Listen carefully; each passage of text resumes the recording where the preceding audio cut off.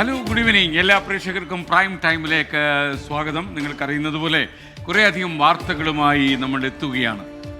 ഇന്നത്തെ ഏറ്റവും വലിയ വാർത്ത നിക്ഷേപകൻ്റെ ആത്മഹത്യ തന്നെയായിരുന്നു. കട്ടപ്പന സഹകരണ ബാങ്കിൽ സാബു മരിച്ചു എന്നുള്ളത് വാദവിവാദങ്ങളൊക്കെ ഒരുപാട് ഉയരുന്നുണ്ട്. വാദങ്ങൾക്കപ്പുറം ഒരു കാര്യമുണ്ട്. ഒരു മനുഷ്യൻ ഒരു ബാങ്കിൽ പണം നിക്ഷേപിച്ചു. അദ്ദേഹത്തിൻ്റെ ഭാര്യയുടെ ചികിത്സയ്ക്ക് ആ പണം തിരികെടുക്കാൻ കഴിയുന്നില്ലെങ്കിൽ പിന്നെ എന്തിനു ബാങ്ക്? പ്രൈം ടൈം ആരംഭിക്കുന്നു.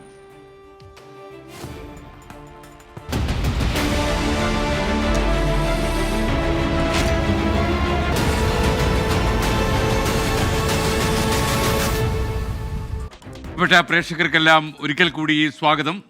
പ്രധാനപ്പെട്ട ഒരു വാർത്തയിലേക്ക് നമ്മൾ പോവുകയാണ്. സ്വകാര്യ നഴ്സിംഗ് കോളേജ് അഡ്മിഷനുകളിൽ പൂർണ്ണ നിയന്ത്രണത്തിന് സർക്കാർ തയ്യാറെടുക്കുന്നു. മാനേജ്മെൻറ്റ് സീറ്റുകളുടെ എണ്ണം സർക്കാർ തീരുമാനിക്കും. സർക്കാർ ഉത്തരവിറങ്ങാതെ ഫീസ് റെഗുലേറ്ററി കമ്മിറ്റിക്ക് ഇനി ഇടപെടാൻ കഴിയില്ല. സർക്കാർ സീറ്റിൽ മാനേജ്മെൻറ്റ് അഡ്മിഷൻ നടത്തിയാൽ അത് അംഗീകരിക്കാനും പാടില്ല. നഴ്സിംഗ് മെറിറ്റ് സീറ്റ് അട്ടിമറി 24 ആണ് പുറത്തു കൊണ്ടുവന്നത്. നിങ്ങൾക്ക് ഓർമ്മയുണ്ടാകും. 24 ബിഗ് ഇമ്പാക്റ്റുമായി ഉമേഷ് ബാലകൃഷ്ണൻ തിരുവനന്തപുരത്ത് നിന്ന് തത്സമയം ചേരുകയാണ്. ഉമേഷ്, നമസ്കാരം. പ്രൈം ടൈമിലേക്ക് സ്വാഗതം. എന്തായാലും താങ്കൾ കൊണ്ടുവന്ന വാർത്തയാണ്. ആ വാർത്തയ്ക്ക് ഇങ്ങനെയൊരു നല്ല സുഖകരമായ ക്ലൈമാക്സ് ഉണ്ടാകുന്നു. സന്തോഷം, പറയൂ. Good evening S K. എന്തായാലും ഈ ഒരു ക്ലൈമാക്സ് ആദ്യം നമ്മൾ കൊണ്ടുവന്ന വാർത്തയിൽ മേഴ്സി കോളേജിന് അനുവദിച്ച 30 അധിക സീറ്റ് റദ്ദാക്കിക്കൊണ്ട് സർക്കാർ ഉത്തരവിറക്കി ഒരു ഇമ്പാക്റ്റ് വന്നതാണ്. എന്നാൽ അടുത്ത വർഷം മുതൽ ഇത്തരത്തിൽ സീറ്റ് മെറിറ്റ് തട്ടിപ്പോ സീറ്റിൽ ക്രമക്കേടുകളോ നടത്താൻ പാടില്ല എന്നുള്ള ഉദ്ദേശ ലക്ഷ്യത്തോടു കൂടി അടുത്ത വർഷത്തെ അഡ്മിഷൻ ലക്ഷ്യമിട്ടുകൊണ്ടാണ് സർക്കാർ പുതിയൊരു ഉത്തരവ് സർക്കുലർ പുറത്തിറക്കിയിരിക്കുന്നത്. ഇതുപ്രകാരം നഴ്സിംഗ് അഡ്മിഷൻ്റെ പൂർണ്ണ നിയന്ത്രണം അത് സർക്കാരിലായിരിക്കും. നഴ്സിംഗ് കൗൺസിലിനോ ഫീസ് റെഗുലേറ്ററി കമ്മിറ്റിക്കോ ആരോഗ്യ സർവകലാശാലയ്ക്കോ അതിൻ്റെ നിയന്ത്രണം ഏറ്റെടുക്കാനാകില്ല. ഏതെങ്കിലും രീതിയിൽ മെറിറ്റ് തീരുമാനിക്കുന്നതും മെറിറ്റിൽ സീറ്റ് മെട്രിക്സ് തീരുമാനിക്കുന്നതും സർക്കാരായിരിക്കും. അതായത് സ്വകാര്യ നഴ്സിംഗ് കോളേജുകളിൽ 50 പേർ അഡ്മിഷൻ അപേക്ഷിച്ചാൽ അതിൽ എത്ര മാനേജ്മെൻറ്റ് സീറ്റിന് എത്ര സീറ്റ് പോകണം, സർക്കാർ മേഖലയിലേക്ക് എത്ര സീറ്റ് വരണം എന്നീ കാര്യങ്ങൾ തീരുമാനിക്കുന്നത് സർക്കാരായിരിക്കും. സർക്കാർ അതിൻ്റെ ഉത്തരവിറക്കിയാൽ മാത്രമേ അതിൽ ഫീസ് റെഗുലേറ്ററി കമ്മിറ്റിക്ക് ഇടപെടാൻ കഴിയുകയുള്ളൂ. അത് വ്യക്തത വരുത്തിയിരിക്കുന്നു. രണ്ടാമത്തെ കാര്യം, ഒരു കാരണവശാലും സർക്കാരിനല്ലാതെ മറ്റൊരു ഏജൻസിക്കും, അതായത് നഴ്സിംഗ് കൗൺസിലിനോ ആരോഗ്യ സർവകലാശാലയ്ക്കോ ഫീസ് റെഗുലേറ്ററി കമ്മിറ്റിക്കോ അഡ്മിഷൻ നടത്താനുള്ള അവസാന തീയതി നീട്ടി നൽകാനാകില്ല. അവസാന തീയതി തീരുമാനിക്കാനുള്ള പൂർണ്ണ ഉത്തരവാദിത്വം അത് സർക്കാരിനായിരിക്കും. ഒപ്പം സാധാരണ ഓരോ നഴ്സിംഗ് കോളേജിനും 3 ഘട്ട പരിശോധനകളാണ് നടക്കുന്നത്. ഒന്ന് നഴ്സിംഗ് കൗൺസിലിൻ്റെ, സ്റ്റേറ്റ് നഴ്സിംഗ് കൗൺസിലിൻ്റെ, ഒന്ന് ദേശീയ നഴ്സിംഗ് കൗൺസിലിൻ്റെ, മറ്റൊന്ന് ആരോഗ്യ സർവകലാശാലയുടെ. ഇവർ 3 പേരും വ്യത്യസ്തമായ രീതിയിൽ സീറ്റിന് അർഹരാണ് എന്ന് പറഞ്ഞ് റിപ്പോർട്ടുകൾ നൽകാറുണ്ട്. എന്നാൽ അത്തരത്തിൽ 3 വ്യത്യസ്ത ഏജൻസികൾ 3 റിപ്പോർട്ടുകൾ നൽകിയാലും അതിൽ ഏറ്റവും കുറവ് സീറ്റായിരിക്കും അംഗീകരിക്കപ്പെടുക എന്നുള്ളതും വ്യക്തത വരുത്തിയിരിക്കുന്നു. ഫീസ് റെഗുലേറ്ററി കമ്മിറ്റിക്ക് മറ്റൊരു രീതിയിലുള്ള ഇടപെടലും നടത്താൻ കഴിയില്ല എന്നുള്ള വ്യക്തതയും വരുത്തിയിരിക്കുന്നു. അതുകൂടാതെ സാധാരണ എത്ര സീറ്റ് ഓരോ വർഷവും സീറ്റുകളുടെ എണ്ണം പുനഃക്രമീകരിക്കാറുണ്ട്. അത് എത്ര സീറ്റ് വേണമെന്നുള്ളത് പൂർണ്ണമായി അവിടുത്തെ കിടപ്പ് രോഗികൾ, അതായത് ഈ ഇൻസ്പെക്ഷൻ സമയത്തെ കിടപ്പ് രോഗികളുടെ എണ്ണം കണക്കാക്കി 3 രോഗികൾക്ക് ഒരു നഴ്സിംഗ് സീറ്റ് എന്ന നിലയിൽ മാത്രമായിരിക്കണമെന്നും വ്യക്തത വരുത്തിക്കൊണ്ട് ഇപ്പോൾ ഉത്തരവിറക്കിയിരിക്കുന്നു. എന്തായാലും സർക്കാരിന് പൂർണ്ണ നിയന്ത്രണം ഇതിലേക്ക് എടുക്കുന്നു. സർക്കാരിൻ്റെ തീരുമാനം അന്തിമമായിരിക്കും. ഫീസ് റെഗുലേറ്ററി കമ്മിറ്റിക്ക് സർക്കാർ തീരുമാനത്തെ മറികടന്നുകൊണ്ട് ഇടപെടാൻ കഴിയില്ല എന്നും ഈ സർക്കുലർ പറയുന്നു. ഇത് പൂർണ്ണമായി അടുത്ത വർഷത്തെ ലക്ഷ്യം വെച്ചുകൊണ്ടാണ് ഇത്തരമൊരു സർക്കുലർ ഇറക്കിയിരിക്കുന്നത്. ഏതെങ്കിലും രീതിയിൽ സ്വന്തം നിലയിൽ കോടതിയിലെല്ലാം പോയി സീറ്റ് വർദ്ധിപ്പിച്ചാൽ പോലും അതിന് സർക്കാർ സീറ്റ് മെട്രിക്സ് അനുവദിച്ചാൽ മാത്രമേ അഡ്മിഷൻ നടത്താൻ കഴിയൂ. സർക്കാർ സീറ്റിൽ, അതായത് സർക്കാർ മെറിറ്റിലെ കുട്ടികൾക്ക് അനുവദിച്ച് നൽകുന്ന സീറ്റിൽ മാനേജ്മെൻറ്റ് ഏതെങ്കിലും നിലയിൽ സ്വന്തം നിലയിൽ അഡ്മിഷൻ നടത്തിക്കഴിഞ്ഞാൽ ആ സീറ്റിൽ പരിശോധനയ്ക്ക് ശേഷം കണ്ടെത്തി ആ സീറ്റ് നിലനിൽക്കില്ല എന്ന് റിപ്പോർട്ട് നൽകണമെന്ന് ആരോഗ്യ സർവകലാശാലയ്ക്കും ഈ സർക്കുലറിൽ നിർദ്ദേശം നൽകിയിരിക്കുന്നു. എന്തായാലും വിശാലമായ ഒരു സർക്കുലറാണ് പുറത്തിറക്കിയിരിക്കുന്നത്. ഇതുമായി ബന്ധപ്പെട്ട് ഇതുവരെ നടന്നു വന്നിരുന്ന എല്ലാ ക്രമക്കേടുകൾക്കും അവസാനം വരുത്തിക്കൊണ്ട് അതിന് വ്യക്തത വരുത്തിക്കൊണ്ട് ഉത്തരവ് ആരോഗ്യവകുപ്പ് പുറത്തിറക്കിയിരിക്കുന്നു. അടുത്ത വർഷം മുതൽ ഇത്തവണ നടന്നതുപോലുള്ള ക്രമക്കേടുകൾ നടക്കില്ല എന്ന് നമുക്ക് പ്രത്യാശിക്കാം. Thank you Umesh Balakrishnan. അഞ്ജന യൂട്യൂബിലൊരു സന്ദേശം അയച്ചിരിക്കുന്നു. അഞ്ജന പറയുന്നത്, ഇന്നെങ്കിലും നല്ല വാർത്ത കേൾക്കട്ടെ എന്ന് കരുതിയാണ് വാർത്തകൾ കാണാനിരിക്കുന്നത്. നല്ല വാർത്തകളും വാർത്താ പ്രാധാന്യമുള്ള മറ്റു കാര്യങ്ങളും നമുക്ക് കൊടുത്തേ പറ്റൂ. വാർത്താ ചാനലായിപ്പോയില്ലേ അഞ്ജന? നമ്മളിനി ഇടുക്കിയിലേക്കാണ് പോകുന്നത്. അരുവിക്കുത്ത് വെള്ളച്ചാട്ടത്തിൽ 2 വിദ്യാർത്ഥികൾ മുങ്ങി മരിച്ചു എന്ന ദുഃഖകരമായ വാർത്ത വരുന്നു. മുട്ടം എഞ്ചിനീയറിംഗ് കോളേജിലെ വിദ്യാർത്ഥികളാണ് മരിച്ചത്. പോലീസും അഗ്നിരക്ഷാസേനയും നടത്തിയ തെരച്ചിലാണ് മൃതദേഹങ്ങൾ കണ്ടെത്തിയത്. തൊടുപുഴയിൽ നിന്നും എബിൻ ജോസ് വിശദാംശങ്ങളുമായി ചേരുന്നു. എബിൻ ജോസ്, എന്താ സംഭവിച്ചത്? ഇടുക്കി മുട്ടം എഞ്ചിനീയറിംഗ് കോളേജിലെ വിദ്യാർത്ഥികളാണ് വെള്ളച്ചാട്ടത്തിൽപ്പെട്ട് മരിച്ചത്. ഇവർ മുട്ടം എഞ്ചിനീയറിംഗ് കോളേജിലെ 3ാം വർഷ വിദ്യാർത്ഥിയും 1ാം വർഷ വിദ്യാർത്ഥിയുമാണ് മരിച്ചിരിക്കുന്നത്. മുരിക്കാശ്ശേരി സ്വദേശി ഡൊണാൾഡ് ഷാജി, അതോടൊപ്പം തന്നെ പത്തനാപുരം സ്വദേശിയായ അക്സ റെജി എന്നീ വിദ്യാർത്ഥികളാണ് വെള്ളച്ചാട്ടത്തിൽ വീണ് മരിച്ചത്. ഈ കോളേജിൽ നിന്ന് ഏകദേശം 1 കിലോമീറ്റർ മാറിയുള്ള വെള്ളച്ചാട്ടമാണ് മലങ്കര ജലാശയത്തോട് ചേർന്നുള്ള. ഇവിടെ വിദ്യാർത്ഥികൾ കാണാനെത്തിയതാണെന്നാണ് പ്രാഥമിക നിഗമനമുള്ളത്. വൈകുന്നേരമായപ്പോൾ ഈ വിദ്യാർത്ഥികളുടെ ബാഗ് ഈ പരിസരത്ത് കണ്ട നാട്ടുകാര് പോലീസിൽ വിവരം അറിയിക്കുകയായിരുന്നു. പിന്നീട് പോലീസും ഫയർഫോഴ്സും നടത്തിയ തെരച്ചിലിലാണ് അല്പസമയം മുമ്പ് ഇവരുടെ മൃതദേഹം കണ്ടെത്തിയത്. മൃതദേഹം ഇൻക്വസ്റ്റ് നടപടികൾക്ക് ശേഷം തൊടുപുഴ ജില്ലാ ആശുപത്രിയിലേക്ക് മാറ്റും. Thank you. SKN വന്നാൽ കുറേ മരണവും കൂടെ ഉണ്ടാകുന്നുണ്ട് മുഹമ്മദ് അനു പറയുന്നു. വാർത്തകൾ വരുമ്പോൾ നമുക്ക് എന്താ അനു ചെയ്യാൻ കഴിയുക? ഇനി വളരെ പ്രധാനപ്പെട്ട ഒരു വാർത്തയിലേക്ക് ഞാൻ പോകുന്നു. എറണാകുളം ജില്ലയിലെ തമ്മനത്ത് കുടിവെള്ള പൈപ്പ് പൊട്ടി റോഡിൽ വൻ ഗർത്തം രൂപപ്പെട്ടു. വൈലാശ്ശേരി ഭാഗത്താണ് പൈപ്പ് പൊട്ടിയത്. ചേരാനല്ലൂർ ഉൾപ്പെടെയുള്ള പ്രദേശങ്ങളിൽ വരും ദിവസങ്ങളിൽ കുടിവെള്ളം മുടങ്ങാൻ സാധ്യതയുണ്ടെന്നും അറിയുന്നു. തമ്മനത്ത് നിന്ന് ശ്യാംകുമാർ തയ്യാറാക്കിയ റിപ്പോർട്ട്. ഇന്ന് വൈകിട്ടാണ് വീണ്ടും തമ്മനത്ത് പൈപ്പ് ലൈൻ പൊട്ടിയത്. ഒരാഴ്ചക്കിടെ 4 or 5 തവണ പൈപ്പ് ലൈൻ പൊട്ടി ജനങ്ങൾക്ക് ബുദ്ധിമുട്ടുണ്ടായിരുന്നു. അതിനിടയിലാണ് ഇന്ന് വൈകുന്നേരം വലിയ പ്രളയത്തിലൊക്കെ വെള്ളം ഒലിച്ചു വരുന്നത് പോലെ പൊട്ടിയത്. ആ റോഡാണ് ഈ കാണുന്നത്.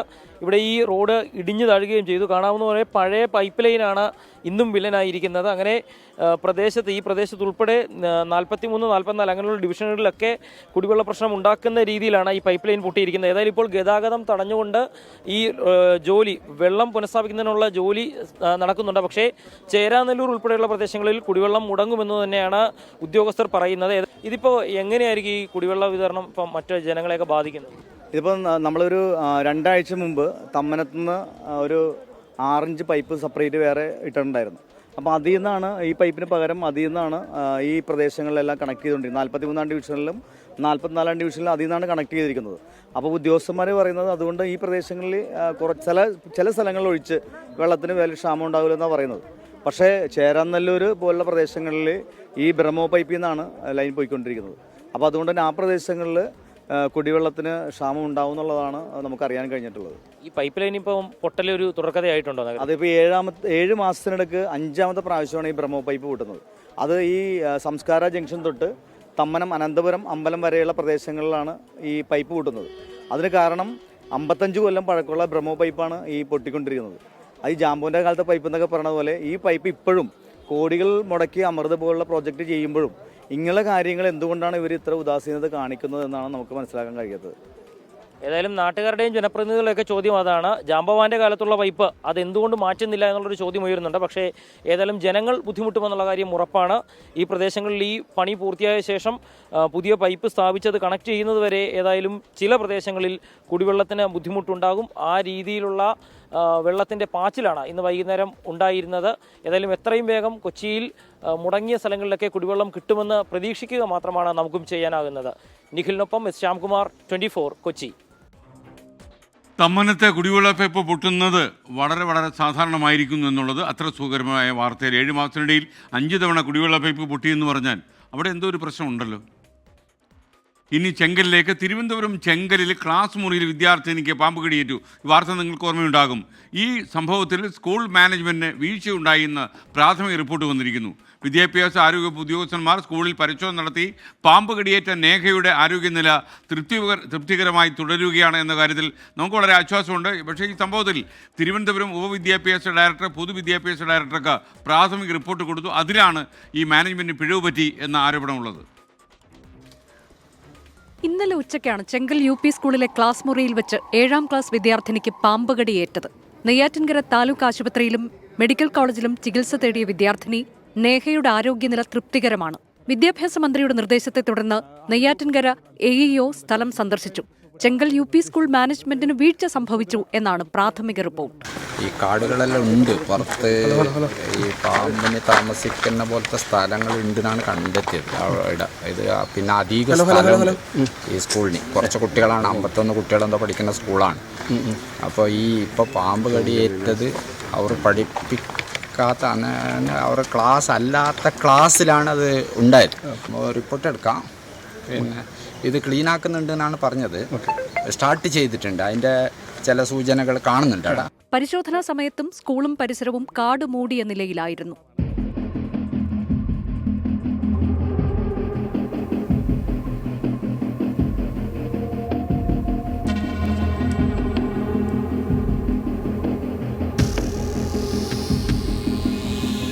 ക്ലാസ് മുറികൾക്കും ശുചിമുറികൾക്കും വേണ്ടത്ര സുരക്ഷിതത്വം ഇല്ലെന്ന് കണ്ടെത്തി. 12 വയസ്സുകാരി നേഹയ്ക്കാണ് ഇന്നലെ ക്രിസ്മസ് ആഘോഷങ്ങൾക്കിടെ പാമ്പുകടിയേറ്റത്. 24 തിരുവനന്തപുരം. പഞ്ചാബിൽ ബഹുനില കെട്ടിടം തകർന്നു വീണു. നിരവധി ആളുകൾ കുടുങ്ങിക്കിടക്കുന്നതായി സംശയം. പഞ്ചാബിലെ മൊഹാലിയിലാണ് കെട്ടിടം തകർന്നു വീണത്. രക്ഷാപ്രവർത്തനം ഇപ്പോഴും പുരോഗമിക്കുകയാണ്. വിനിത വിജി തത്സമയം ചേരുന്നു. വിനിത, പ്രൈം ടൈമിലേക്ക് താങ്കൾക്ക് സ്വാഗതം. എന്താണ് പഞ്ചാബിൽ ഉണ്ടായത്? ഇപ്പോഴും രക്ഷാപ്രവർത്തനം പുരോഗമിക്കുകയാണോ?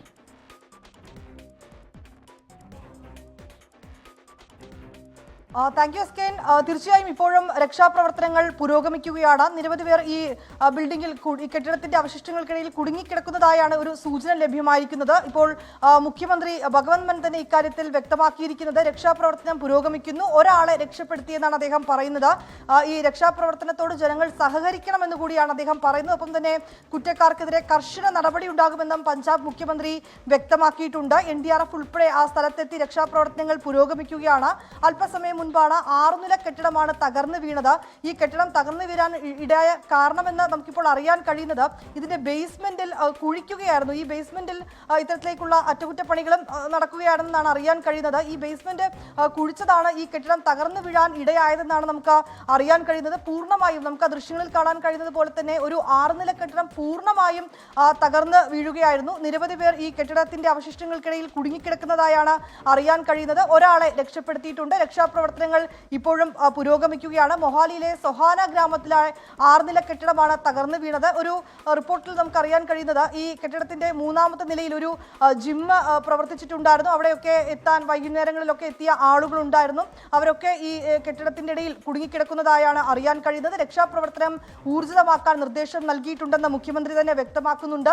ഈ ജില്ലാ ഭരണകൂടവുമായി താൻ നിരന്തരം ബന്ധപ്പെടുകയാണ്, ആശങ്കപ്പെടേണ്ട സാഹചര്യമില്ല, എല്ലാവരെയും സുരക്ഷിതരാക്കാനാണ് ശ്രമിക്കുന്നതെന്ന് മുഖ്യമന്ത്രി വ്യക്തമാക്കിയിരിക്കുകയാണ്. Thank you Vinitha Viji. മറ്റൊരു വാർത്തയിലേക്ക്. ശബരിമലയിൽ വീണ്ടും പന്നിയുടെ ആക്രമണം. 9 വയസ്സുകാരന് പരിക്കേറ്റു. വലിയ നടപ്പന്തലിലേക്ക് നടക്കവേ പന്നി പാഞ്ഞെത്തി ആക്രമിച്ചു. അശ്വിൻ പാലാഴി ശബരിമല സന്നിധാനത്തു നിന്നും ചേരുന്നു. എന്താണ് ഈ കുട്ടിക്ക് സംഭവിച്ചത്? വിവരങ്ങൾ. എസ്കെൻ, ഇന്ന് വൈകുന്നേരം 7:45 സംഭവം ഉണ്ടാകുന്നത്. വലിയ നടപ്പന്തലിലേക്ക് നടന്നു നീങ്ങുന്ന വഴിയായിരുന്നു ഈ പന്നിയുടെ ആക്രമണം ഉണ്ടാകുന്നത്. മരക്കൂട്ടം വഴി ആണ് ഈ കുട്ടി പിതാവടങ്ങുന്ന 8 അംഗ സംഘത്തിനൊപ്പം സന്നിധാനത്തേക്ക് വന്നത്. അതിനിടെയാണ് ഈ വലിയ നടപ്പന്തലിൽ KSEB ഓഫീസിന് മുന്നിൽ വെച്ച് ഈ സംഘത്തിന് നടുവിലേക്ക് കാട്ടുപന്നി പാഞ്ഞെത്തുന്നത്. ഇതിനിടെയാണ് ഈ കുട്ടിയെ, ആലപ്പുഴ സ്വദേശിയാണ് 9 വയസ്സുകാരൻ, ഈ കുട്ടിയുടെ ദേഹത്തേക്ക് ഈ പന്നി പാഞ്ഞു കയറുന്നത്. വലതുകാലിന്റെ മുട്ടിന് മുകളിലാണ് പരിക്കേറ്റിരിക്കുന്നത്. അല്പം ഗുരുതരമായ പരിക്കാണ് എന്നുള്ളതാണ് സന്നിധാനം സർക്കാർ ആശുപത്രിയിൽ നിന്ന് അറിയിക്കുന്നത്. എന്തായാലും അതിൽ പ്രാഥമിക ചികിത്സ നൽകി. അച്ഛനൊപ്പം ഇപ്പോൾ കുട്ടി ദർശനത്തിനായി സന്നിധാനത്തേക്ക് എത്തിയിട്ടുണ്ട്. പക്ഷെ പരിക്ക് ഗുരുതരമാണ്. ഉടൻ തന്നെ ദർശനം കഴിഞ്ഞ് മറ്റൊരു ആശുപത്രിയിലേക്ക് മാറ്റണമെന്ന നിർദ്ദേശവും കൊടുത്തിട്ടുണ്ട്. ജനാർദ്ദൻ നായരുടെ ഒരു യൂട്യൂബ് സന്ദേശം. MTയുടെ നില മെച്ചപ്പെട്ടു എന്ന് എനിക്ക് ബേബി മെമ്മോറിയൽ ആശുപത്രിയിൽ വിവരം കിട്ടി. അദ്ദേഹത്തിന് ആയുസ് നീട്ടിക്കിട്ടാൻ പ്രാർത്ഥിക്കുന്നു എന്നാണ് പറയുന്നത്. അദ്ദേഹം മരുന്നുകളോട് പ്രതികരിച്ചു തുടങ്ങി എന്ന ആശ്വാസകരമായ വാർത്ത ബേബി മെമ്മോറിയൽ ആശുപത്രിയിൽ നിന്ന് വരുന്നുണ്ട്.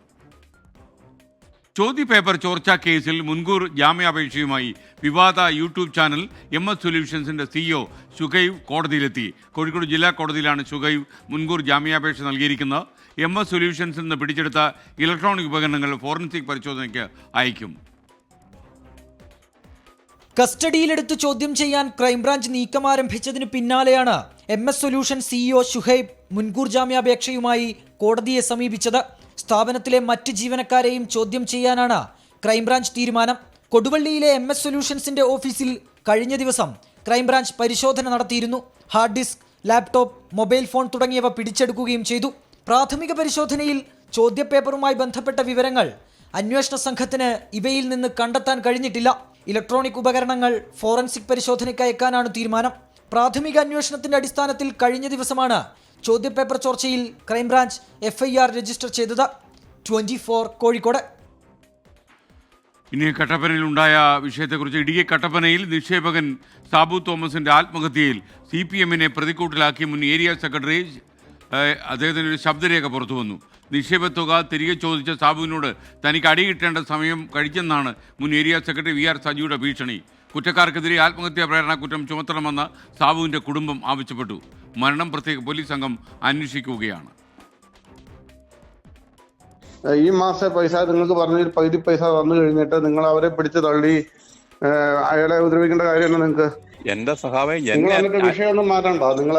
നമ്മൾ പറഞ്ഞിട്ട് വിടാതിരിക്കുന്നതാണ്. നിങ്ങൾ അടി മേടിക്കേണ്ട സമയം കഴിഞ്ഞിരിക്കുക. എന്റെ പൊന്നു സഹോദരനെ വേണമെങ്കിൽ കൊന്നു. നിങ്ങൾക്ക് പണി അറിയത്തില്ല എന്നിട്ടാ. നിങ്ങൾക്ക് പണി അറിയത്തില്ല എന്നിട്ടാ. എനിക്ക് സത്യമായിട്ട് നിങ്ങളുടെ പണിയൊന്നും അറിയത്തില്ല. സത്യമായിട്ട് അറിയത്തില്ല. പണി മനസ്സിലാക്കി തരാം. കഴിഞ്ഞ ദിവസം സാബു ബാങ്കിലെത്തി 2 ലക്ഷം രൂപ ആവശ്യപ്പെട്ടപ്പോൾ ജീവനക്കാർ മോശമായി പെരുമാറിയെന്ന പരാതി പറയാൻ വിളിച്ചപ്പോഴാണ് മുൻ ബാങ്ക് പ്രസിഡന്റ് കൂടിയായിരുന്ന VR സജിയുടെ ഈ ഭീഷണി. തന്റെ ചികിത്സയ്ക്ക് പണം കിട്ടാതെ വന്നതിനൊപ്പം ഭീഷണി കൂടി നേരിട്ടതോടെ സാബു പൂർണ്ണമായും തകർന്നു. സാബു തള്ളിയില്ല, അവരിങ്ങോട്ട് തള്ളിയെന്നാ സാബു പറഞ്ഞത്. അത് കഴിഞ്ഞ് ഭയങ്കര വിഷമത്തിലായിരുന്നു ആള്. ഭയങ്കര വിഷമത്തിൽ എന്ന് പറഞ്ഞാൽ 3 മണിയാകുമ്പോഴത്തേനും ഇവർ ഇട്ട് തന്നേക്കാന്ന് പറഞ്ഞു പൈസ കുറച്ച്. ഓപ്പറേഷന്റെ കേസാണ്. സാബു ഭയങ്കരമായിട്ട് നിരാശയിലാണ്. പൈസ എത്രയും പെട്ടെന്ന് റെഡിയാക്കി തരണമെന്ന് പറഞ്ഞു. അത് കഴിഞ്ഞ് സാബു പിന്നെ 3 മണിയായപ്പോഴത്തേനും വിളിച്ചു. 3 മണിയായപ്പോൾ വിളിച്ചപ്പോഴത്തേനും വേറൊരാളെ ഫോൺ എടുത്തത്. ആ പുള്ളി സാബുവിനോട് പറഞ്ഞു ഇപ്പം ഞാൻ ഒരാളുടെ കൊടുക്കാന്ന് പറഞ്ഞു. അതായത് VR സജിയുടെയിലാണ് കൊടുത്തത്. അപ്പോഴാണ് ആ ഭീഷണി സന്ദേശം വന്നത്. കേസന്വേഷണത്തിൽ സഹകരിക്കുമെന്ന് CPI പറയുന്നുണ്ടെങ്കിലും ഭീഷണിപ്പെടുത്തിയ നേതാവിനെ സംരക്ഷിക്കുന്ന നിലപാടാണ് പാർട്ടിക്ക്. കുറ്റക്കാർക്കെതിരെ ആത്മഹത്യാ പ്രേരണ കുറ്റം ചുമത്തണമെന്നാണ് കുടുംബത്തിന്റെ ആവശ്യം. പോലീസ് വീട്ടിലെത്തി സാബുവിന്റെ ഭാര്യ മേരിക്കുട്ടിയുടെ മൊഴി രേഖപ്പെടുത്തി. മരണം കട്ടപ്പന തങ്കമണി CI-മാരുടെ നേതൃത്വത്തിലുള്ള 9 അംഗ പ്രത്യേക സംഘം അന്വേഷിക്കും. കട്ടപ്പനയിലേത് ഒറ്റപ്പെട്ട സംഭവമല്ലെന്ന് പ്രതിപക്ഷ നേതാവ് VD സതീശൻ കുറ്റപ്പെടുത്തി. കട്ടപ്പനയിലെ ഒരു ഒറ്റപ്പെട്ട സംഭവമല്ല, അത് ആവർത്തിക്കപ്പെടുകയാണ് സംസ്ഥാനത്തുടനീളം. അപകടകരമായ നിലയിലേക്ക് കേരളത്തിലെ സഹകരണ രംഗം മാറുകയാണ്. ഈ സഹകരണ മേഖലയിൽ ഐക്യം വേണമെന്ന് പ്രതിപക്ഷത്തോട് ആവശ്യപ്പെടുകയും അതേസമയത്ത് കേരളത്തിന്റെ വിവിധ ജില്ലകളിൽ പോലീസിനെ ഉപയോഗിച്ച് ഗുണ്ടകളെ ഉപയോഗിച്ച് ഈ സഹകരണ സ്ഥാപനങ്ങൾ പിടിച്ചെടുക്കുകയാണ്. 24 കട്ടപ്പന. 1.5 കൊല്ലമായി ബാങ്കിൽ പണത്തിനായി കയറിയിറങ്ങുകയാണെന്ന് ആത്മഹത്യ ചെയ്ത സാബുവിന്റെ ഭാര്യ മേരിക്കുട്ടി പറയുന്നു. 3 ലക്ഷം രൂപ കുറെ നടന്നതിന് ശേഷം കിട്ടി. ബാക്കി തുക ബാങ്ക് നൽകിയില്ല. ബാങ്ക് ഉദ്യോഗസ്ഥർ വളരെ മോശമായി സംസാരിച്ചെന്നും സാബുവിനെ തള്ളിയിട്ടെന്നും മേരിക്കുട്ടി 24 എൻകൗണ്ടർ പ്രൈമിൽ പറഞ്ഞു. ഞാൻ റെജി എന്ന് പറഞ്ഞ പുള്ളിക്കാരിയെ വിളിച്ചു. ഞാൻ ആശുപത്രിയിൽ ചെന്നിട്ട് വിളിച്ചു. എനിക്ക് ആകെപ്പാടെ 80 രൂപ കിട്ടിയും കൊണ്ട് ഞങ്ങൾക്ക് ഡിസ്ചാർജ് ചെയ്ത് വരാനുള്ള പൈസയൊന്നും ആകുകയില്ല. എങ്ങനെയായാലും പൈസ ഉണ്ടായിരുന്നു. അതുകൊണ്ട് അങ്ങ് അഡ്ജസ്റ്റ് ചെയ്താൽ മതി. നിങ്ങളല്ലേ വേറെ ആരോടെങ്കിലും ചോദിക്കാൻ പറഞ്ഞു. ഫോൺ കട്ട് ചെയ്തു പുള്ളിക്കാരി. ഭയങ്കരമായിട്ട് കയർത്ത് ഫോൺ കട്ട് ചെയ്തു. സജി പറഞ്ഞു നിന്റെ പേര് കേസൊന്നും കൊടുക്കുന്നില്ല, കാരണം നിന്നെ എനിക്കറിയാം, നിനക്കിട്ട് നല്ല പണി വെച്ചിട്ടുണ്ടെന്ന് പറഞ്ഞു. എന്നാ പണിയാന്ന് ചോദിച്ചു. പണി നല്ല പണി, നിനക്ക് പണിയെക്കുറിച്ച് അറിയത്തില്ലെന്ന്. അത് ശരിക്കും അതിൻ്റെ ശബ്ദസന്ദേശം മൊബൈലിൽ കിടപ്പുണ്ട്. അതുപോലെ ഹരാസ് ചെയ്തു. ഇനി നമുക്ക് ഈ മണിക്കൂറിൽ വരുന്ന ഏറ്റവും പ്രധാനപ്പെട്ട വാർത്തകളിലേക്ക് കടക്കണം. ഹെഡ്ലൈൻസ്.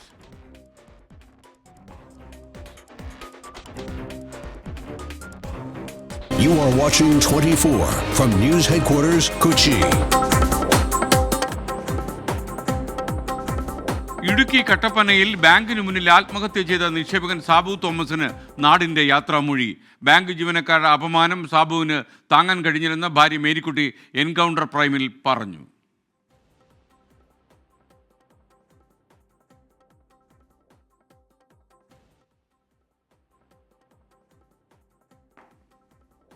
പൈസ ആവശ്യപ്പെട്ട് രാവിലെ തൊട്ട് ഒരു 10 മണിക്ക് പോയി കഴിഞ്ഞാൽ നമ്മളെ മൈൻഡ് ചെയ്യല. അപ്പോൾ അത് കഴിഞ്ഞ് അവിടെ കിടന്ന് ബഹളമായി. അത് കഴിഞ്ഞ് 10 മണി തൊട്ട് 1 മണി വരെ ചിലപ്പോൾ നിൽക്കേണ്ട അവസ്ഥയായി. ചിലപ്പോൾ വൈകുന്നേരം വരാൻ പറയും, 3 മണി കഴിഞ്ഞ് വരാൻ പറയും. മൊത്തത്തിൽ ഇങ്ങനെ പൈസയുടെ പ്രശ്നങ്ങൾ എല്ലാം കൂടി ആയപ്പോഴത്തേനും ഭയങ്കര നിരാശ അന്ന് തൊട്ടേ ഉണ്ടായിരുന്നു. നിക്ഷേപിച്ച പണം തിരികെ ചോദിച്ച സാബുവിനെ CPM കട്ടപ്പന മുൻ ഏരിയ സെക്രട്ടറി ഭീഷണിപ്പെടുത്തുന്ന ശബ്ദരേഖ പുറത്തുവന്നു. അന്വേഷണത്തിന് 9 അംഗ സംഘത്തെ നിയോഗിച്ച SP. കട്ടപ്പനയിൽ ഇന്ന് വ്യാപക പ്രതിഷേധം.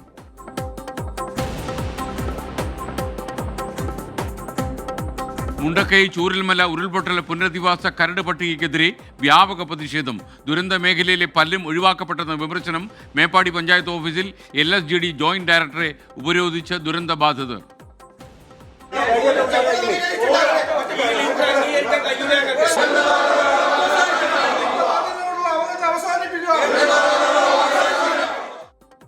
കരട് പട്ടിക മാത്രമെന്നും പിഴവുകൾ തിരുത്തുമെന്നും മന്ത്രി കെ രാജൻ 24-നോട് അർഹരായ ആരും ഒഴിവാക്കപ്പെടില്ലെന്ന് ഉറപ്പുവരുത്തുമെന്നും റവന്യൂ മന്ത്രി.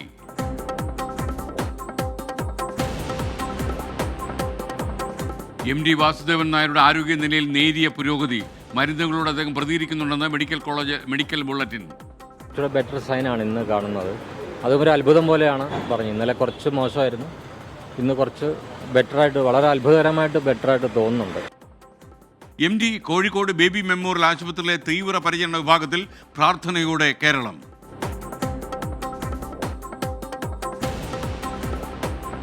തിരുവനന്തപുരം ചെങ്കലിൽ ക്ലാസ് മുറിയിൽ വിദ്യാർത്ഥിനിക്ക് പാമ്പ് കടിയേറ്റ സംഭവത്തിൽ സ്കൂൾ മാനേജ്മെന്റിന് വീഴ്ചയെന്ന പ്രാഥമിക റിപ്പോർട്ട്. വിദ്യാഭ്യാസ ആരോഗ്യവകുപ്പ് ഉദ്യോഗസ്ഥർ സ്കൂളിൽ പരിശോധന നടത്തി. നേഹയുടെ ആരോഗ്യനില തൃപ്തികരം. സെക്രട്ടേറിയറ്റിൽ ജലവിഭവ വകുപ്പിന്റെ ഓഫീസിന്റെ ഇടനാഴിയിൽ പാമ്പ്. കൊല്ലം ആര്യങ്കാവ് കുടുംബാരോഗ്യ കേന്ദ്രത്തിൽ ഉഗ്രവിഷമുള്ള അണലി.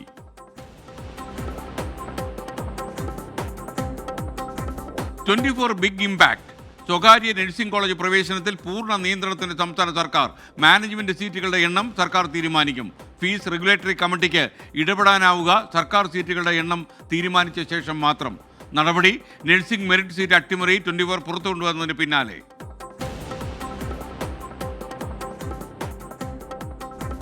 ക്രിസ്മസ് പരീക്ഷാ ചോദ്യപേപ്പർ ചോർച്ചാ കേസിൽ ക്രൈംബ്രാഞ്ച് അന്വേഷണം ഊർജിതമാക്കിയതോടെ മുൻകൂർ ജാമ്യാപേക്ഷയുമായി MS സൊല്യൂഷൻസിന്റെ CEO രംഗത്തു വന്നു. മുഹമ്മദ് ഷുഹൈബ് ഒളിവിലെന്ന സൂചന. സ്ഥാപനത്തിൽ നിന്ന് അന്വേഷണ സംഘം പിടിച്ചെടുത്ത ഇലക്ട്രോണിക് ഉപകരണങ്ങൾ ഫോറൻസിക് പരിശോധനയ്ക്ക് അയക്കും.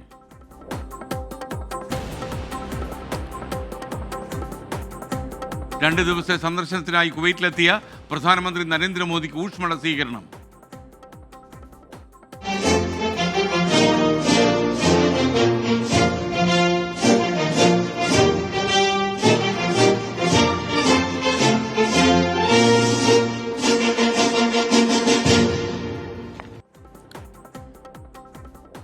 ഇന്ത്യൻ പ്രവാസി സമൂഹത്തെ അഭിസംബോധന ചെയ്തു. ആരോഗ്യ വിദ്യാഭ്യാസ മേഖലയിൽ ഇന്ത്യക്കാരുടെ സേവനം കുവൈറ്റിന് കരുത്തെന്ന് പ്രധാനമന്ത്രി. കുവൈറ്റ് അമീറുമായുള്ള കൂടിക്കാഴ്ച നാളെ. ഇന്ത്യയും കുവൈറ്റും നിർണായക കരാറുകളിൽ ഒപ്പുവയ്ക്കും.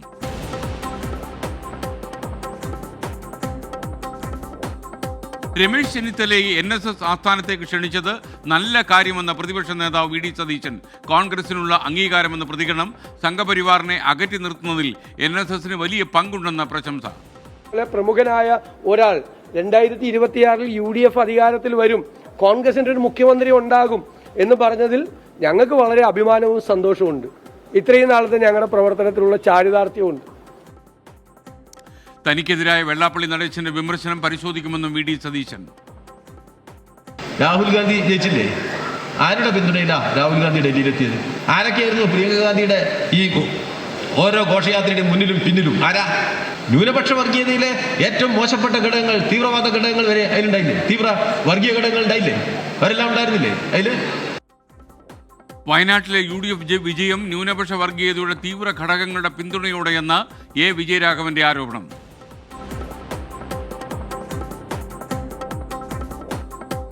സംസ്ഥാനത്ത് വ്യത്യസ്ത വാഹനാപകടങ്ങളിൽ 5 മരണം. പാലക്കാട് പുതുപ്പരിയാരത്ത് ബൈക്കും ലോറിയും കൂട്ടിയിടിച്ച് 2 പേർ മരിച്ചു. കണ്ണൂരിലും കൊച്ചിയിലും പത്തനംതിട്ടയിലുമുണ്ടായ അപകടങ്ങളിൽ ബൈക്ക് യാത്രികർക്ക് ദാരുണാന്ത്യം. കൊച്ചിയിലെ കടവന്ത്രയിൽ സ്കൂട്ടർ യാത്രക്കാരുടെ കാലിൽ ബസ് കയറി. മംഗലപുരം പള്ളിപ്പുറത്ത് 15-കാരൻ ഓടിച്ച ബൈക്കിടിച്ച് CRPF ജവാന് ഗുരുതരമായി പരിക്കേറ്റു.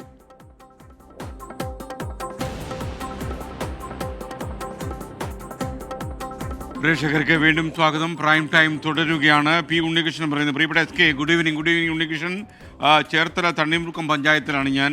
ഇവിടെ ഒട്ടുമിക്ക ദിവസങ്ങളിലും കുടിവെള്ളം മുടങ്ങുന്നു എന്നാണ് അദ്ദേഹം പറയുന്നത്. ആരോട് പറയാൻ?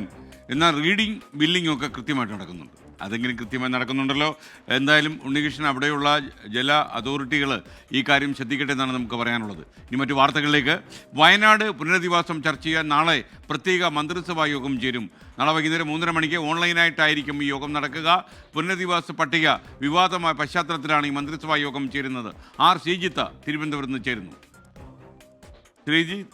ശ്രീജിത്ത്, വിശദാംശങ്ങൾ. SKN വയനാട് പുനരധിവാസവുമായി ബന്ധപ്പെട്ട പട്ടിക ഇന്നലെ റവന്യൂ വകുപ്പ് പുറത്തിറക്കിയിരുന്നു. പുറത്തിറക്കിയ പട്ടിക സംബന്ധിച്ച് വലിയ തോതിലുള്ള വിവാദങ്ങളും പരാതികളുമാണ് വയനാട്ടിൽ ഉയരുന്നത്. ദുരന്തബാധിതർ തന്നെ ഈ പുനരധിവാസ പട്ടികയുമായി ബന്ധപ്പെട്ട കാര്യങ്ങളിലെ അപാകതകൾ ചൂണ്ടിക്കാണിച്ചുകൊണ്ട് രംഗത്ത് വന്നു. മേപ്പാടിയിൽ ഇന്ന് വലിയ തോതിൽ പ്രതിഷേധവും മറ്റും നടന്നു. ഇത് സർക്കാരിന് ദോഷകരമായി ബാധിക്കുമെന്ന വിലയിരുത്തലാണ് അടിയന്തരമായി പ്രത്യേക മന്ത്രിസഭാ യോഗം ചേരാൻ തീരുമാനിച്ചത്. നാളെ വൈകുന്നേരം 3:30-നാണ് പ്രത്യേക മന്ത്രിസഭാ യോഗം. ഓൺലൈനായി ഈ മന്ത്രിസഭാ യോഗം നടത്താനാണ് ഇപ്പോൾ തീരുമാനം. നാളെ പ്രതിഭാസവുമായി ബന്ധപ്പെട്ട ഇപ്പോൾ ഉയർന്നുകൊണ്ടിരിക്കുന്ന എല്ലാ പരാതികളും ചർച്ചാ വിഷയമാകും. അക്കാര്യത്തിൽ എന്ത് പരിഹാരമുണ്ടാക്കാൻ കഴിയുമെന്ന തരത്തിലുള്ള ആലോചനകളും തീരുമാനങ്ങളും ഉണ്ടാകുമെന്നാണ് പ്രതീക്ഷിക്കുന്നത്. SKN. ഓക്കെ, എന്തായാലും പ്രത്യേക മന്ത്രിസഭാ യോഗം നാളെ ഓൺലൈനായി ചേരുന്നു എന്നാണ് ശ്രീജിത്ത് റിപ്പോർട്ട് ചെയ്യുന്നത്. മുണ്ടക്കൈ ചൂരൽമല ഉരുൾപൊട്ടൽ ദുരന്തബാധിതരുടെ പുനരധിവാസ കരട് പട്ടികയിൽ സർവത്ര പെശക്. പട്ടികയിൽ നിന്ന് അർഹരായവർ ഒഴിവായതും പേരുകളിലെ ഇരട്ടിപ്പും ചൂണ്ടിക്കാണിച്ച് ദുരന്തബാധിതർ മേപ്പാടി പഞ്ചായത്ത് ഓഫീസ് ഇന്ന് ഉപരോധിച്ചു. പ്രശ്നങ്ങൾ പരിഹരിക്കുമെന്നും അർഹരായ ആരും ഒഴിവാക്കപ്പെടില്ലെന്നും സർക്കാർ ഉറപ്പ് നൽകി. പുനരധിവസിപ്പിക്കേണ്ട 388 പേരുടെ കരട് പട്ടികയിലാണ് കല്ലുകടി. മുണ്ടക്കൈ 11-ാം വാർഡിൽ മാത്രം 70 പേരുകളിൽ ഇരട്ടിപ്പ്. ചൂരൽമല 10, 12 വാർഡുകളിലെ അർഹരായ പലരും പട്ടികയിലില്ലെന്ന ആക്ഷേപം. അനർഹർ പലരും ഉൾപ്പെട്ടു. വാസയോഗ്യമല്ലെന്ന് സർക്കാർ കണ്ടെത്തിയ പുഞ്ചിരിമട്ടം പ്രദേശത്തെ പലരും കരട് പട്ടികയിലില്ല.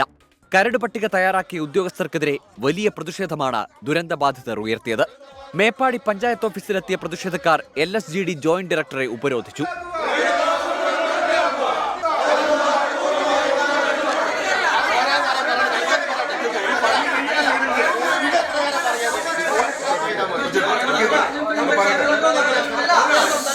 കരട് പട്ടികയുമായി ബന്ധപ്പെട്ട ചർച്ചയ്ക്കെത്തിയതായിരുന്നു ജോയിന്റ് ഡയറക്ടർ. പഞ്ചായത്ത് ഭരണസമിതി അംഗങ്ങളും പ്രതിഷേധത്തിന്റെ ഭാഗമായി. ലിസ്റ്റ് റദ്ദാക്കണമെന്ന് പ്രതിഷേധക്കാർ. ഈ ലിസ്റ്റ് പൂർണ്ണമായിട്ടും തള്ളിക്കളയേണ്ടതാണ്. ഇതിനകത്ത് ഒരു ജെന്യൂനിറ്റി ഇല്ല. ഒരുപാട് ഡബിൾ എൻട്രി വന്നിട്ടുണ്ട്. സബ് കളക്ടർ ഉണ്ടാക്കിയിരിക്കുന്ന ലിസ്റ്റാണിത്. ഇതിൽ ഈ ലിസ്റ്റ് കണ്ടിട്ട് ഞങ്ങൾ ആരെ വിശ്വസിച്ചിട്ടാണ് ഈ 700ഓളം കുടുംബങ്ങളിൽ ജീവിക്കേണ്ടത് എന്നുള്ളതാണ് ഇവർ പറയേണ്ടത്. 1-2 അപാകതല്ല, 70ഓളം അപാകത ഒറ്റ വാർഡിന്റെ ലിസ്റ്റിലുള്ളത്. അപ്പൊ ഈ ലിസ്റ്റ് പൂർണ്ണമായിട്ട് തള്ളിക്കളയണം. തുടർന്ന് ADM സ്ഥലത്തെത്തി നടത്തിയ ചർച്ചയ്ക്കൊടുവിലാണ് പ്രതിഷേധം അവസാനിപ്പിക്കാൻ തയ്യാറായത്. രാവിലെ 10 മണിയോടെ തുടങ്ങിയ പ്രതിഷേധം 4 മണിയോടെയാണ് അവസാനിപ്പിച്ചത്. പ്രതിഷേധക്കാർക്ക് ADM നൽകിയ ഉറപ്പുകൾ ഇങ്ങനെ: DDMA കൂടിയിട്ടാണ് നമ്മൾ ആ ലിസ്റ്റ് പ്രസിദ്ധീകരിച്ചിട്ടുള്ളത്. അപ്പോൾ അടുത്ത് തന്നെ DDMA കൂടിയിട്ടുള്ള അതിലുള്ള അപാകതകൾ ഉടനടി പരിഹരിക്കും.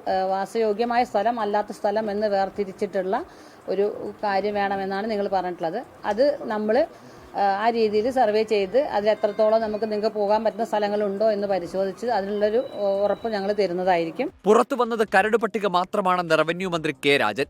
പിശക് സംഭവിച്ചതിൽ മന്ത്രിയുടെ വിശദീകരണം ഇങ്ങനെ: ഈ 2 ലിസ്റ്റിനെ സംബന്ധിച്ച് പരാതികളെല്ലാം സ്വീകരിക്കും. ഇരട്ടിപ്പുണ്ടായാൽ അത് നോക്കും. ഒരാശങ്കയും ഉണ്ടാകേണ്ട കാര്യമില്ല.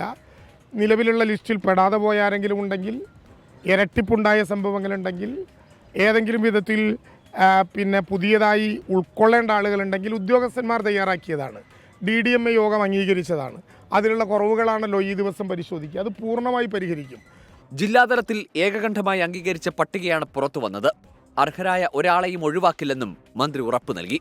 24 വയനാട്. എന്തായാലും ഈ അടിമുടി ഇത്രയും പെശക് വന്നൊരു ലിസ്റ്റൊക്കെ എങ്ങനെയാണ് ഈ ഉദ്യോഗസ്ഥന്മാർ തയ്യാറാക്കിയത് എന്ന് എത്ര ആലോചിച്ചിട്ട് മനസ്സിലാകുന്നില്ല. കാരണം 700-ഓളം കുടുംബങ്ങൾ അവിടെ ജീവിക്കാൻ പാടുപെടുന്ന ഒരു സാഹചര്യം നിലനിൽക്കുമ്പോൾ ഇത്രയും അവധാനതയോടൊരു ലിസ്റ്റ് തയ്യാറാക്കാമോ? മറ്റൊരു വാർത്തയിലേക്ക്. NSSനെ വാനോളം പുകഴ്ത്തിയും SNDP യോഗം ജനറൽ സെക്രട്ടറി വെള്ളാപ്പള്ളി നടേശന്റെ വിമർശനത്തെ സ്വാഗതം ചെയ്തും പ്രതിപക്ഷ നേതാവ് VD സതീശൻ രംഗത്ത് വന്നു. NSSനോട് തനിക്ക് അകൽച്ചയില്ലെന്നും സംഘപരിവാറിനെ അകറ്റി നിർത്തുന്നതിൽ NSS മികവ് കാണിക്കുന്ന പ്രസ്ഥാനമാണെന്നും അദ്ദേഹം പ്രതികരിച്ചു. തനിക്കെതിരായ വെള്ളാപ്പള്ളി നടേശന്റെ വിമർശനത്തെ പോസിറ്റീവായി കാണുന്നുവെന്നും VD സതീശൻ. സാമുദായിക സംഘടനകളുടെ പിന്തുണ അരക്കിട്ടുറപ്പിക്കുകയാണ് VD സതീശൻ. ഹൈന്ദവ സംഘടനകൾക്കിടയിൽ സംഘപരിവാർ നുഴഞ്ഞു കയറുമ്പോൾ NSS സ്വീകരിച്ചത് ധീരമായ നിലപാട്. ഇന്ത്യയിലെ ഒരുപാട് ഹൈന്ദവ സംഘടനകളെ സംഘപരിവാർ വിഴുങ്ങിയപ്പോൾ അതിൻ്റെ അകത്തേക്ക് സംഘപരിവാറിനെ കയറ്റാതെ ധീരമായ തീരുമാനമെടുത്തൊരു ലീഡർഷിപ്പാണ് NSSനുള്ളത്.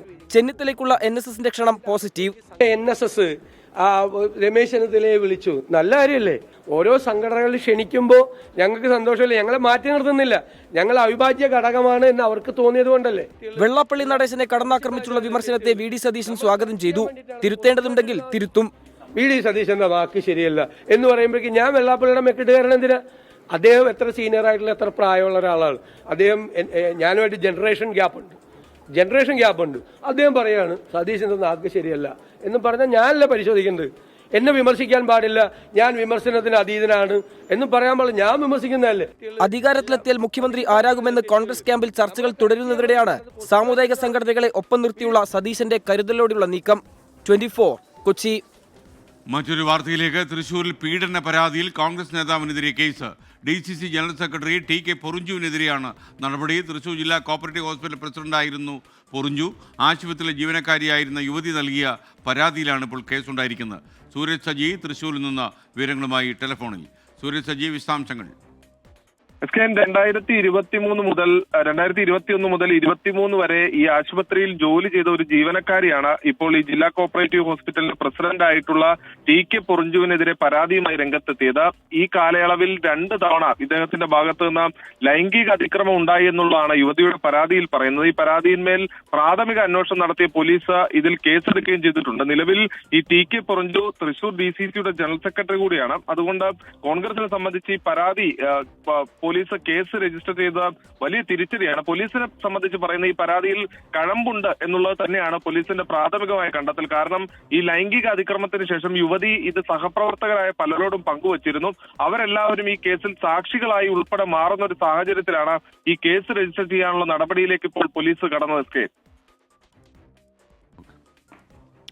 മറ്റൊരു വാർത്തയിലേക്ക്. വയനാട്ടിൽ പ്രിയങ്ക ഗാന്ധിയുടെ ഘോഷയാത്രയുടെ മുന്നിലും പിന്നിലും ഏറ്റവും മോശപ്പെട്ട ന്യൂനപക്ഷ വർഗീയ ഘടകങ്ങളായിരുന്നുവെന്ന CPM പോളിറ്റ് ബ്യൂറോ അംഗം A. വിജയരാഘവന്റെ ആക്ഷേപം.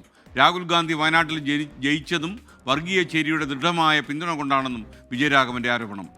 അടിക്കടിയുള്ള വിജയരാഘവന്റെ വിവാദ പ്രസ്താവനകൾ CPMന് തലവേദനയാകുന്നു. CPIM വയനാട് ജില്ലാ സമ്മേളനം ഉദ്ഘാടനം ചെയ്യുമ്പോഴാണ് പ്രിയങ്ക ഗാന്ധിക്കെതിരായ A. വിജയരാഘവന്റെ പരാമർശമുണ്ടായത്. പ്രിയങ്ക ഗാന്ധിയോടോ നമ്മൾ കണ്ടില്ലേ ആരൊക്കെയായിരുന്നു പ്രിയങ്ക ഗാന്ധിയുടെ ഈ ഓരോ ഘോഷയാത്രയുടെയും മുന്നിലും പിന്നിലും? ആരാ? ന്യൂനപക്ഷ വർഗീയതയിലെ ഏറ്റവും മോശപ്പെട്ട ഘടകങ്ങൾ, തീവ്രവാദ ഘടകങ്ങൾ വരെ അതിലുണ്ടായില്ലേ? തീവ്ര വർഗീയ ഘടകങ്ങൾ ഉണ്ടായില്ലേ? അവരെല്ലാം ഉണ്ടായിരുന്നില്ലേ അതിൽ? അവരെല്ലാം ഇല്ലേ? എല്ലാവരും എന്തിനാണ് കാറിൽ പോകുന്നത്, അമ്മായിയമ്മയെ കാണാനാണോ എന്ന വിവാദ പ്രസ്താവനയ്ക്ക് ശേഷമാണിത്.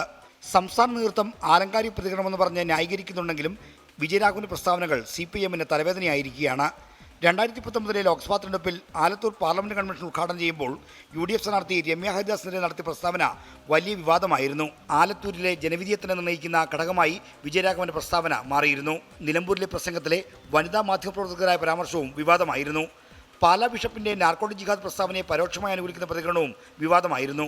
സംസ്ഥാന ആക്ടിംഗ് സെക്രട്ടറി ആയിരിക്കുമ്പോഴായിരുന്നു വിജയരാഘവന്റെ ആ പ്രതികരണം. 24 തിരുവനന്തപുരം. കോഴിക്കോട് പാവങ്ങാട് സ്വദേശിയായ സൈനികനെ കാണാതായിട്ട് ഇന്ന് 5 ദിവസം പിന്നിട്ടു. വലിയ ആശങ്കയിലാണ് ഇപ്പോൾ കുടുംബം. പൂനെയിൽ ഉദ്യോഗസ്ഥനായ K. വിഷ്ണുവിനെ കണ്ടെത്താൻ അന്വേഷണം ശക്തമാക്കണമെന്ന് കുടുംബം ആവശ്യപ്പെട്ടു. അടുത്ത മാസം കല്യാണം നടക്കാനിരിക്കെയാണ് ബോക്സിംഗ് താരം കൂടിയായ വിഷ്ണുവിനെ കാണാതായിരിക്കുന്നത്. സമീർ C. മുഹമ്മദിന്റെ കോഴിക്കോട് നിന്നുള്ള റിപ്പോർട്ട്. പൂനെയിൽ ജോലി ചെയ്യുന്ന കോഴിക്കോട് പാവങ്ങാട് സ്വദേശിയായ സൈനികനെ കാണാതായിട്ട് ഇന്നേക്ക് 5 ദിവസം പൂർത്തിയാവുകയാണ്. ഇതുമായി ബന്ധപ്പെട്ട് വലിയ ആശങ്കയിലാണ് കുടുംബം. കഴിഞ്ഞ ദിവസം ഇതുമായി ബന്ധപ്പെട്ട ഒരു സന്ദേശം ലഭിച്ചിരുന്നു.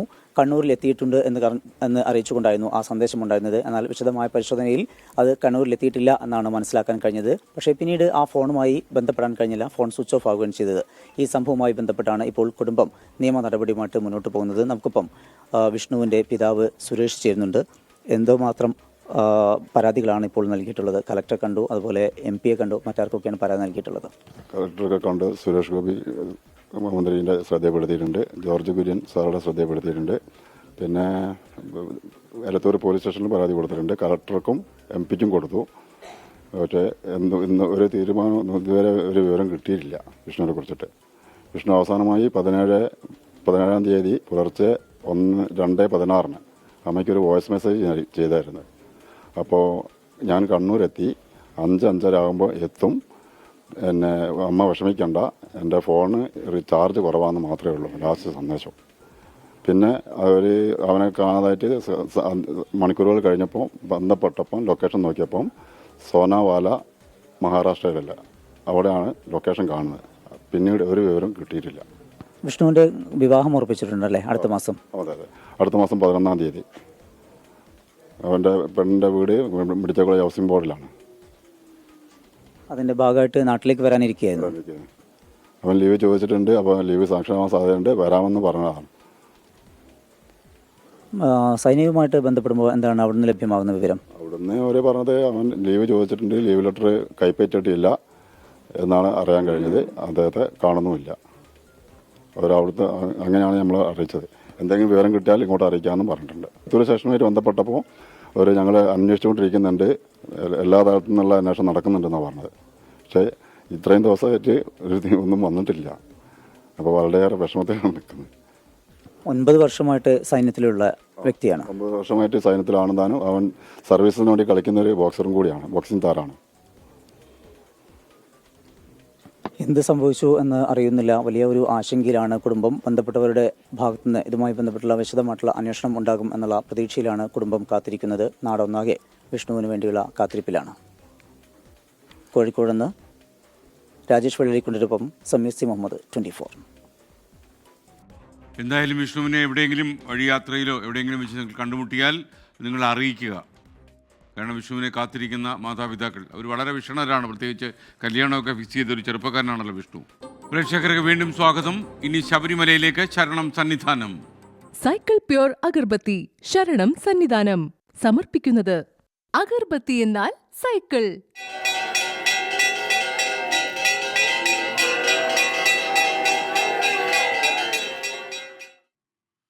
അഭൂതപൂർവമായ തിരക്കിനിടയിലും സന്നിധാനത്ത് തീർത്ഥാടകർക്ക് സുഗമ ദർശനം. ഇന്നിതുവരെ ദർശനം നടത്തിയവരുടെ എണ്ണം 80,000 പിന്നിട്ട് കഴിഞ്ഞു.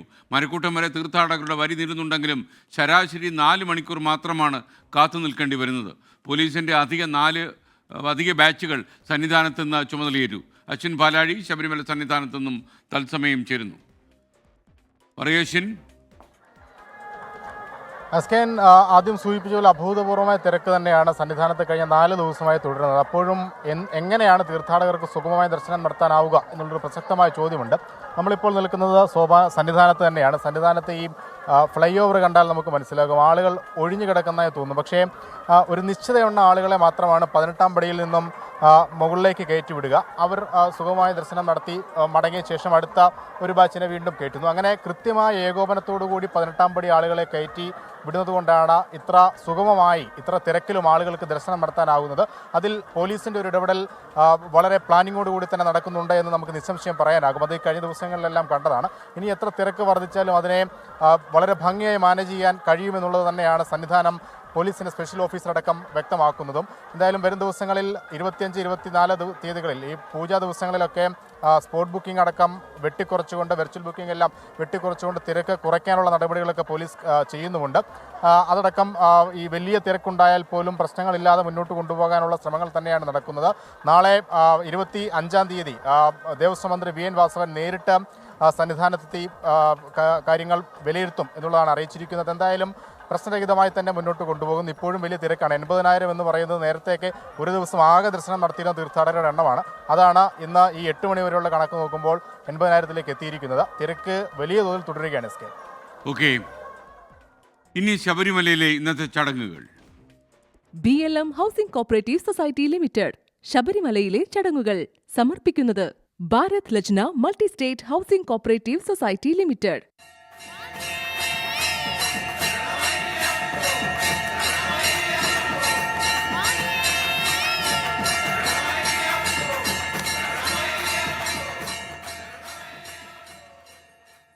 ഇനി പ്രിയപ്പെട്ട പ്രേക്ഷകർക്ക് വാർത്താ ചാനലുകൾ ഇന്ന് പകൽ സമയം കാണാതെ പോയെങ്കിൽ നിങ്ങൾക്ക് വാർത്തകൾ അറിയാനും പുതിയ പ്രേക്ഷകർക്ക് അറിയാനും ഒക്കെയായിട്ട് ഇന്നത്തെ വാർത്താ പകലിൽ സംഭവിച്ച വാർത്തകളിലൂടെ വാർത്താ പകൽ.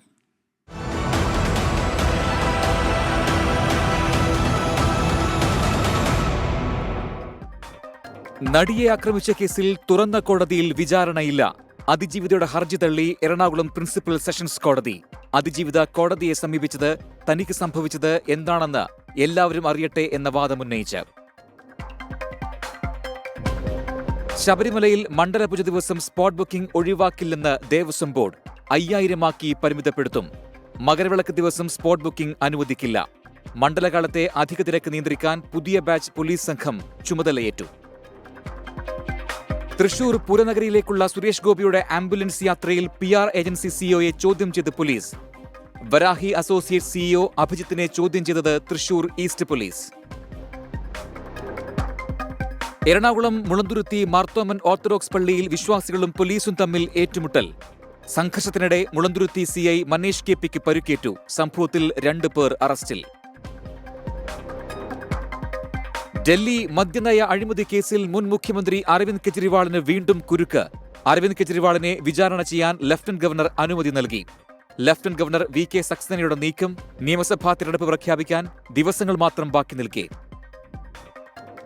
ബംഗളൂരു നിലമംഗലയിൽ കാറിന് മുകളിലേക്ക് കണ്ടെയ്നർ ലോറി മറിഞ്ഞ് 2 കുട്ടികളടക്കം 6 പേർക്ക് ദാരുണാന്ത്യം.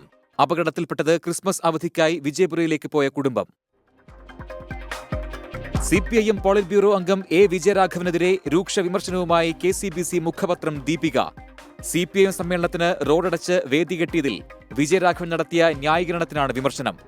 വിജയരാഘവനെ മാടമ്പിത്തരത്തിന്റെ മാസ്റ്റർ പീസ് എന്ന് വിശേഷിപ്പിച്ച് ദീപിക.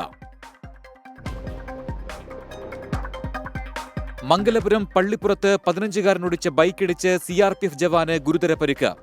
പള്ളിപ്പുറം CRPF ക്യാമ്പിലെ ജവാൻ സിയാദി തുടയലിന് ഗുരുതരമായി പരിക്കേറ്റ് ചികിത്സയിൽ.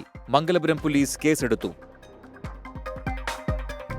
കാഞ്ഞിരപ്പള്ളിയിൽ സ്വത്ത് തർക്കത്തെ തുടർന്ന് സഹോദരനെയും മാതൃസഹോദരനെയും വെടിവെച്ചു കൊലപ്പെടുത്തിയ കേസിൽ പ്രതിക്ക് ഇരട്ട ജീവപര്യന്തം. ജോർജ് കുര്യൻ 20 ലക്ഷം രൂപ പിഴയും ഒടുക്കണം. വിധി പറഞ്ഞത് കോട്ടയം സെഷൻസ് കോടതി.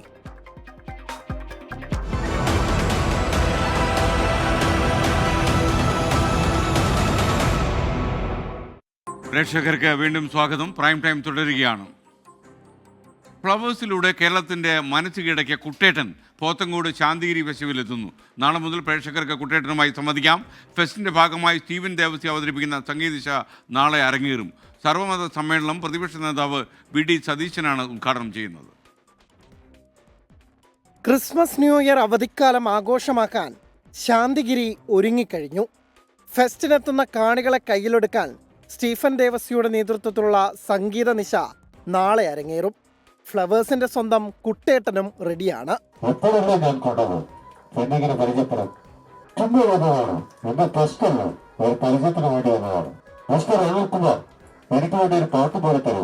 കുട്ടേട്ടന്റെ പ്രദർശന ഉദ്ഘാടനം നാളെ രാവിലെ 8 മണിക്ക് നടക്കും. ഫെസ്റ്റിലെത്തുന്ന മുഴുവൻ കാണികൾക്കും കുട്ടേട്ടനുമായി സംവദിക്കാൻ അവസരമുണ്ട്. നാളെ വൈകിട്ട് 6 മണിക്ക് നടക്കുന്ന സർവമത സമ്മേളനം പ്രതിപക്ഷ നേതാവ് VD സതീശൻ ഉദ്ഘാടനം ചെയ്യും. ഒപ്പം ചടങ്ങിൽ മുൻ മുഖ്യമന്ത്രി ഉമ്മൻചാണ്ടിയുടെ ഭാര്യ മറിയാമ്മ ഉമ്മൻ, മുൻ ആഭ്യന്തരമന്ത്രി കോടിയേരി ബാലകൃഷ്ണന്റെ ഭാര്യ വിനോദിനി ബാലകൃഷ്ണൻ എന്നിവർ മുഖ്യാതിഥികളാകും. അപ്പം നാളെയാണ് മറ്റൊരു വലിയ പ്രത്യേകത. ക്രിസ്മസിൻ്റെ ഒരു കട്ടൻ റൈസർ എന്നുള്ള നിലയിൽ ഇവിടുത്തെ ആഘോഷത്തിൻ്റെ ഒരു തുടക്കം.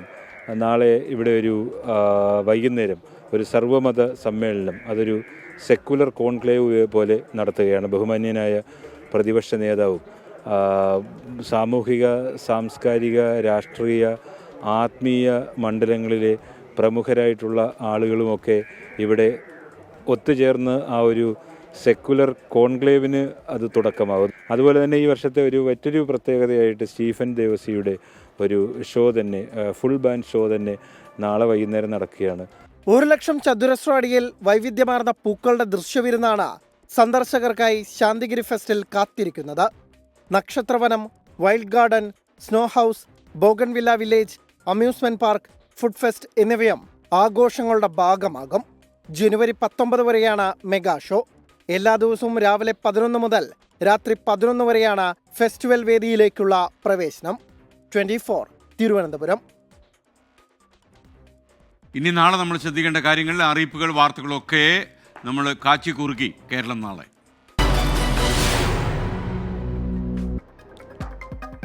ബേപ്പൂർ അന്താരാഷ്ട്ര വാട്ടർ ഫെസ്റ്റിവൽ സീസൺ 4ന്റെ പ്രചരണാർത്ഥമുള്ള മിനി മാരത്തോൺ നാളെ നടക്കും. നാളെ രാവിലെ 6 മണിക്ക് കോഴിക്കോട് ബീച്ചിൽ നിന്നാണ് തുടക്കം. മന്ത്രി PA Muhammad Riyas flag off ചെയ്യും. മണ്ഡലപൂജയുടെ ഭാഗമായി തങ്ക അങ്കിയും വഹിച്ചുള്ള ഘോഷയാത്ര നാളെ തുടങ്ങും. ആറന്മുള പാർത്ഥസാരഥി ക്ഷേത്രത്തിൽ നിന്ന് നാളെ 7 മണിക്ക് പുറപ്പെടും. 26-ാം തീയതി ഘോഷയാത്ര ശബരിമല സന്നിധാനത്തെത്തും. കോഴിക്കോട് പെരുമ്പയിൽ കണ്ടോത്തുപാറ റോഡിൽ നിർമ്മാണ പ്രവൃത്തി നടക്കുന്നതുകൊണ്ട് നാളെ മുതൽ 24-ാം തീയതി വരെ ഭാഗികമായി ഗതാഗതം നിരോധിച്ചു. പെരുമ്പയിൽ ഭാഗത്തേക്ക് പോകുന്ന വാഹനങ്ങൾക്ക് പള്ളിപ്പൊയിൽ റോഡ് വഴി അമ്പലത്തുകുളങ്ങരയിൽ പ്രവേശിക്കണം.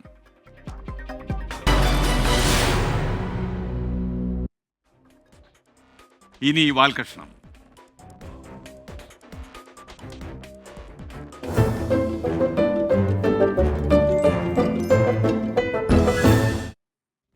കോൺഗ്രസിലെ ഒരു നേതാവിന് മാത്രം പ്രശംസ കിട്ടിയാൽ മറ്റ് നേതാക്കളുടെ അവസ്ഥ എന്തായിരിക്കും?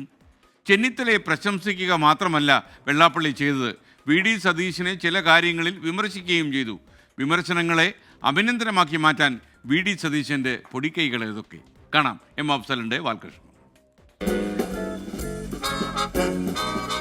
എന്താടാ സിദ്ധു മുഖത്തൊരു പവർ കട്ട്? ചെന്നിത്തല സാറിനെ വെള്ളാപ്പള്ളി ഇങ്ങനെ വാരിക്കോരി പുകഴ്ത്തുന്നത് കണ്ടപ്പോൾ ആ പുകഴ്ത്തല് കിട്ടിയ തിരക്കടില്ലാന്ന് ഒരാൾക്കൊരു പൂതി. തീർച്ചയായിട്ടും 100%. അപ്പൊ വെള്ളാപ്പള്ളിയുടെ അഭിനന്ദനങ്ങള് നമ്മളും ആഗ്രഹിക്കുന്നുണ്ടല്ലേ? നല്ല കാര്യല്ലേ? അല്ല, അതിപ്പോ എന്തേ പറ്റിയ അഭിനന്ദനം കിട്ടിയത് ചെന്നിത്തലക്കാണെങ്കിലും നിങ്ങൾക്ക് ഇത്ര സന്തോഷം? കോൺഗ്രസിന്റെ ഏത് നേതാവും UDFന്റെ ഏത് നേതാവും ഏത് സമുദായ സംഘടനകളുമായി ബന്ധപ്പെട്ട് പ്രവർത്തിച്ചാലും അതിന്റെ ഗുണം കിട്ടുന്നത് കോൺഗ്രസിനും UDFനുമാണ്.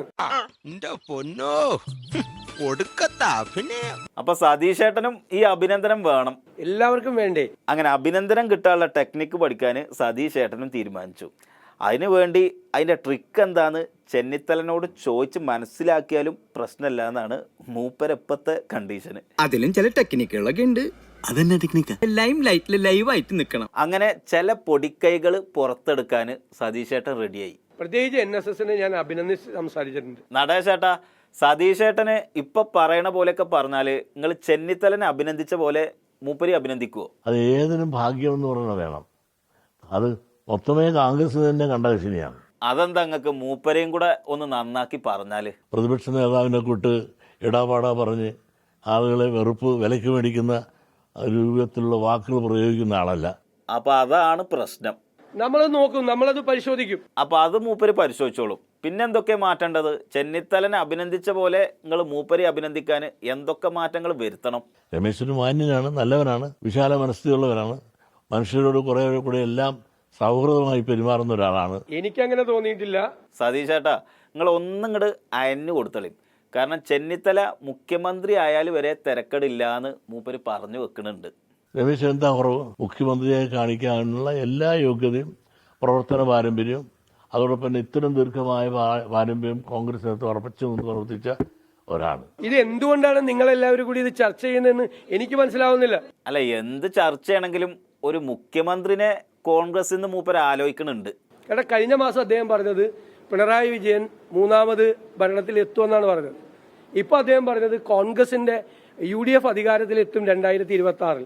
കോൺഗ്രസിന്റെ ഒരു മുഖ്യമന്ത്രി ഉണ്ടാകുമെന്നാണ് പറഞ്ഞത്. അതിൽ ഏറ്റവും സന്തോഷിക്കുന്ന ഒരാൾ ഞാനാണ്. സതീശേട്ടാ, അത്രക്ക് അങ്ങോട്ട് സന്തോഷിക്കാൻ വരട്ടെ. മൂപ്പര് തീർത്ത് പറഞ്ഞിട്ടില്ല. കോൺഗ്രസിന് ഭരണം കിട്ടിയിട്ട് വേണ്ടേ? കോൺഗ്രസിനൂടെ ഭരണം കിട്ടാനുള്ള യാതൊരു സാധ്യതയില്ല. അപ്പൊ എങ്ങനെ സന്തോഷിക്കണോ? നമ്മളത് നോക്കും, നമ്മളത് പരിശോധിക്കും. ആരെന്ത് പറഞ്ഞാലും പരിശോധിക്കും. അതാണ് ഇപ്പോഴത്തെ അവസ്ഥ. കാരണം എങ്ങനെയെങ്കിലും ഒന്ന് ഭരണം കിട്ടിയാ മതി.